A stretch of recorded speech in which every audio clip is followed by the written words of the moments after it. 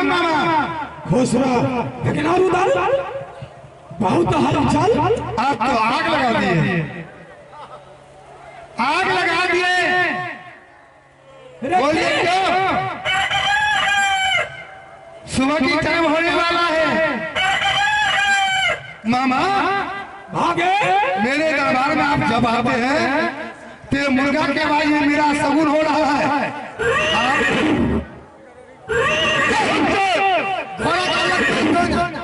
ये मेरा बिरला घोड़ा की आवाज है। हे भागन मामा राज महब्बा में मेला की शोभा चिरई चुनमुन्नी आदमी तो जबे करत। मामा हाँ राज महब्बा में मैंने अपने पुत्र के उपलक्ष्य में मेला लगा रहा हूँ, किंतु बड़े भाई साहब बोले हैं कि मेला के अंदर में न रुद्र सिंह जाएंगे, न अमरजीत कुमार, न इंदल कुमार। ये अच्छा हुआ। भागे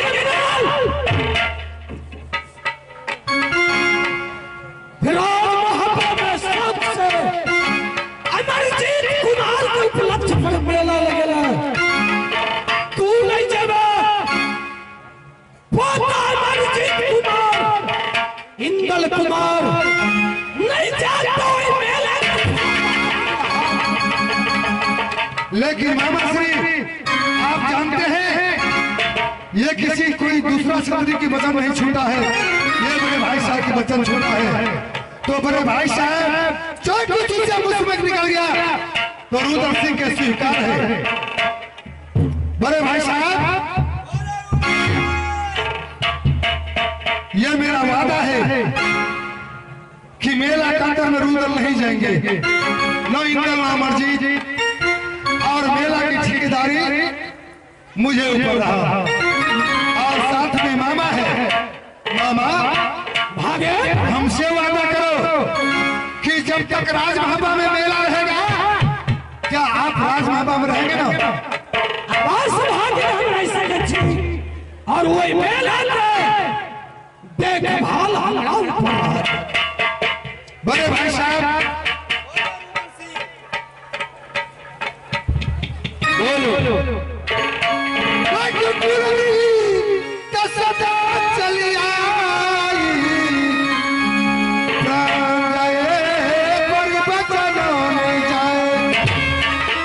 आपका वचन को रुद्र सिंह का स्वीकार है कि मेला के अंदर में कुछ भी हो गया तो डंडे रुद्र सिंह बनेगा। क्यों नहीं रुद्र सिंह? तो मैंने आदेश दे दिया राज महब्बा में मेला लगाओ।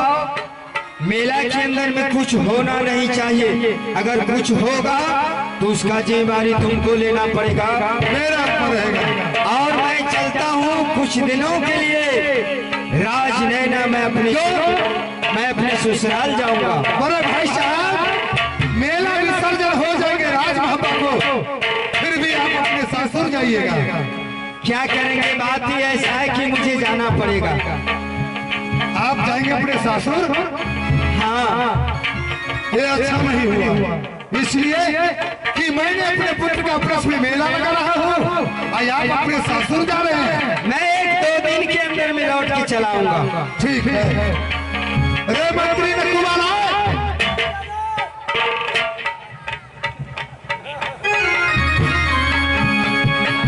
मामा भागे आपको एक काम करना होगा, अपने घोड़ी बछड़ी बच्चा को एक काम न किया, रात में जा जाके ढोल हो बजा देना कि रुद्र सिंह का पुत्र है और अपने पुत्र का प्रश्न में राज महबा में मेला लगा रहा है। कोई बात नहीं भागे हमरा जाओगे? किला में पत्र भेज दे तुरंत हम चल जाए।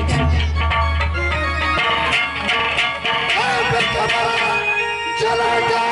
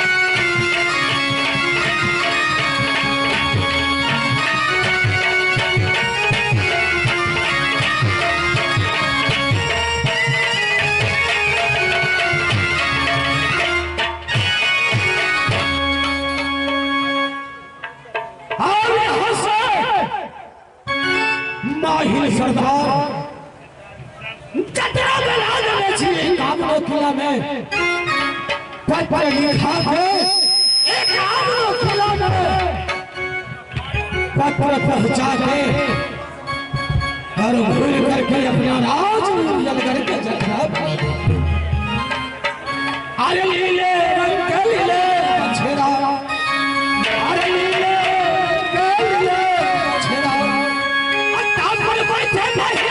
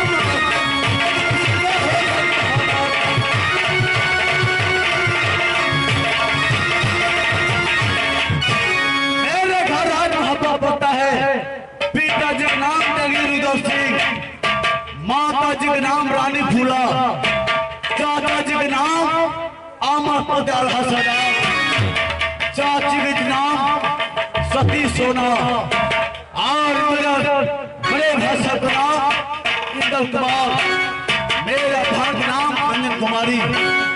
और लेकिन हमारे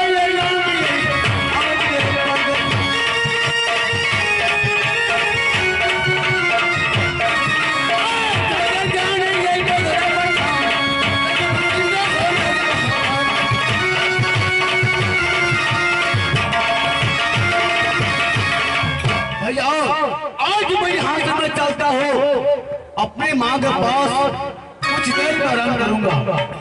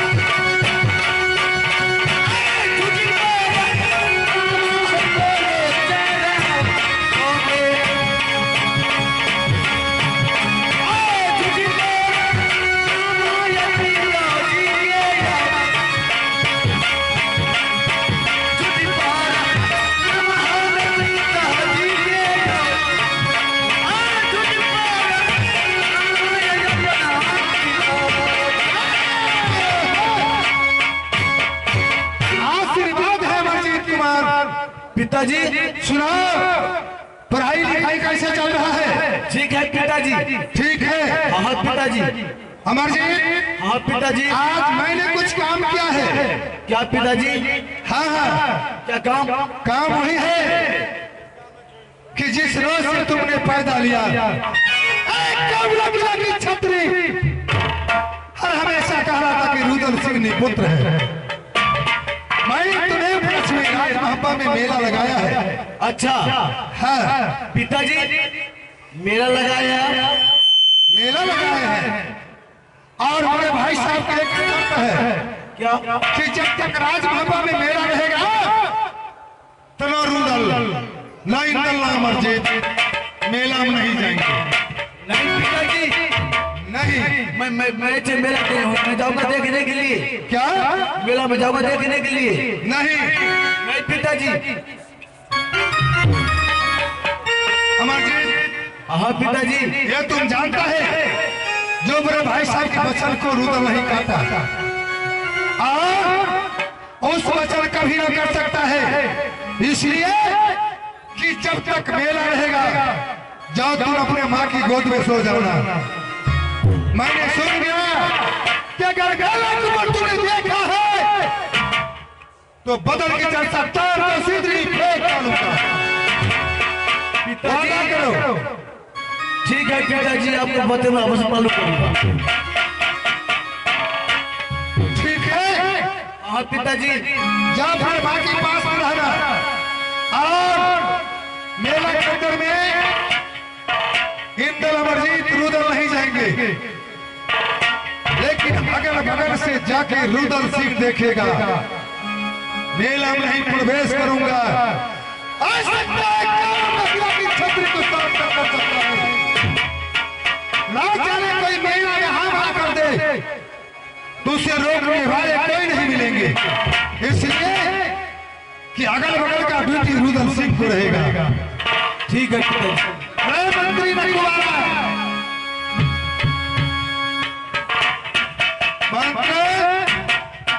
मंत्री रे हराम दादा, पूरा गांव जल गया, मुठी करे रत्ता लेकिन जो कुछ हुआ तुम्हें पता है या नहीं है? अब मेला में तू समझ नहीं जब हाँ, हम तो जब तुम जाओगे हम तो अगले फैल से देखोगे। बता तो आज मेरा इच्छा है कि आज मस्जिद के उपलक्ष्य में मेला लगा है, तो नाचे फतुरनी काश्मीर का रोटी नाचे इलाहाबाद, छतरी नाचे रणभूमि में ताकर उधर पर गए आज तो मुस्कान भाई को दरबार में कुछ रमन चमन हो जाना चाहिए। तू चिंता नहीं कर यार, मेला जब घूरबन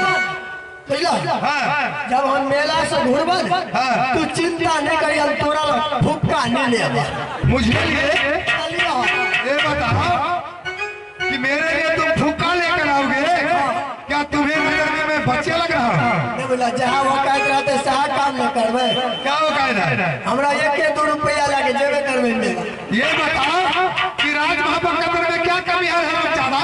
कहुआ के मेला आइलिए ने 715 रुपया बड़ा खर्चा भैल तुम्हें शोक से बुझो अब आते नहीं छे क्यों? 15 रुपया खर्चा भैल 15 रुपया खर्चा होगा। 15 रुपया खर्चा होगा, क्या हो रहा? लाओ भाई को बुला दरबार में, ठीक और कुछ रमन चमन होना चाहिए। आइए रिकॉर्डिंग वाली अच्छा कौन भाई को बोला या कौन भाई को? हर नगर वाली के आइए डांस के माध्यम से मुखातिब हो रही है मिस मोना रानी। आइए चलते हैं डांस में गुमसुम नजारा के मध्य दिलकश संगीत बहार हंगामा। हेलो देखियो रिकॉर्डिंग है